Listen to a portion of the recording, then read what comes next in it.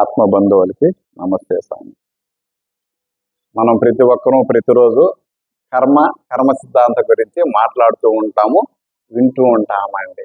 అదేవిధంగా జీవితంలో మనతో కూడా ఉండేవాళ్ళు కూడా కర్మానుసారం కూడా ఎక్కువగా ఉండేటానికి అవకాశాలు ఉంటాయి. తల్లిదండ్రులు కర్మానుసారంగానే వస్తారు, ఆ కర్మ రుణం తీర్పంగానే వాళ్ళు వెళ్ళిపోతారు.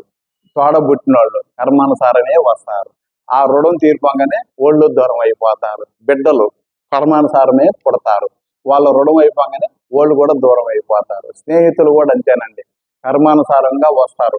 వచ్చిన స్నేహితులు కానివ్వండి, తోడబుట్టిన వాళ్ళు కానివ్వండి, బిడ్డలు కానివ్వండి, అందరికీ సహకరించాలని కూడా లేదండి.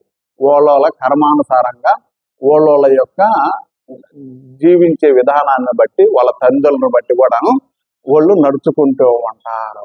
సో వాటింటిని పట్టుకొని మీరు లాక్కోకూడదండి. మీరు ఎలా బతకాలి అనేది మీరు నిర్ణయించుకోవాలి. ఎవరో ఏమనుకుంటారని బతకూడదండి. కొంతమంది పెళ్ళిళ్ళు చేయాలనుకోండి, జాతకాల కోసం పోతాము ప్రతి ఒక్కరం కూడా. పేరు బలాలు బాగలేవండి, పేరు మార్చమంటారు. పేరు మార్చినంత మాత్రాన్ని వాళ్ళ జీవితాలు బాగుంటాయని అంటే చాలా తక్కువ అండి అవకాశాలు.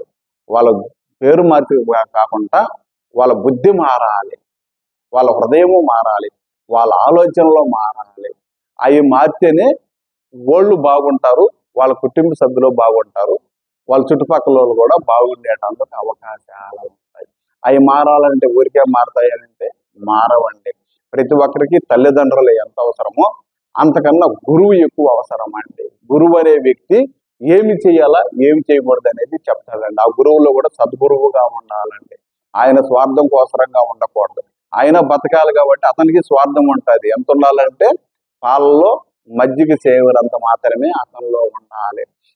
అలా కాకుండా ఉన్నిందంతా పెరుక్కోవాలని చెప్పి చూశాడు అనుకోండి, అతను సద్గురువు లెక్కకి రాడండి. గురువులు ఎన్నో రకాలుగా ఉంటారు, కానీ ప్రతి ఒక్క మనిషికి కూడాను ఒక సద్గురువు అనే వ్యక్తి ఉంటే ఏమి చేయాలా ఏమి చేయకూడదు అనేది అతని యొక్క జ్ఞానంతో తెలియజేసి మిమ్మల్ని మంచి స్థితికి తీసుకోబోయేటందుకు అవకాశాలు ఉంటాయి. అందుకని ప్రతి ఒక్కరము కూడాను మంచి గురువు ద్వారా ముందుకు పోయేదానికి ప్రయత్నం చేయాలి. ఆ గురువుతో కూడా ఎప్పుడు అవసరానికి అని చెప్పి పలకరించకూడదండి. ఆ గురువు దర్శనం చేసుకుంటూ ఉండాలి నిరంతరము. ఆ గురువుతో మాట్లాడుతూ ఉండాలి. ఒక గురువు అనే వ్యక్తి అతని మాటల ద్వారా, చూపు ద్వారా, ఆలోచనల ద్వారా, ధ్యాస ద్వారా హీల్ చేయగలుగుతారండి అన్ని విధాలా కూడా. అతని దగ్గరికి పోయేసి మీరు చెడుగా ఆలోచించినా కానీ అతనికి తెలిసేటందుకు అవకాశాలు ఉంటాయండి. అందుకని సద్గురువుతోటి ఎక్కువ మంది ఎక్కువ రోజులు ప్రయాణం చేయలేరండి.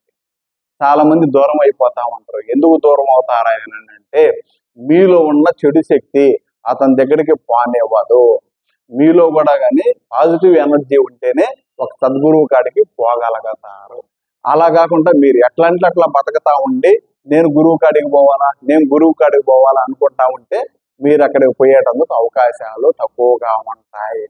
ముందు మనం ఏదన్నా అనుకున్నది ఆచరణలో పెట్టగలిగితేనే వాటి గురించి ఎక్కువగా ఆలోచించాలి. ఊరికే చాలా మంది కూడా ఈ నోటికి వచ్చిన మాటలన్నీ చెప్పేస్తా ఉంటారు. దానివల్ల రాబోయే రోజుల్లో వాళ్ళు ఇబ్బంది పడేటందుకు అవకాశాలు ఉంటాయి.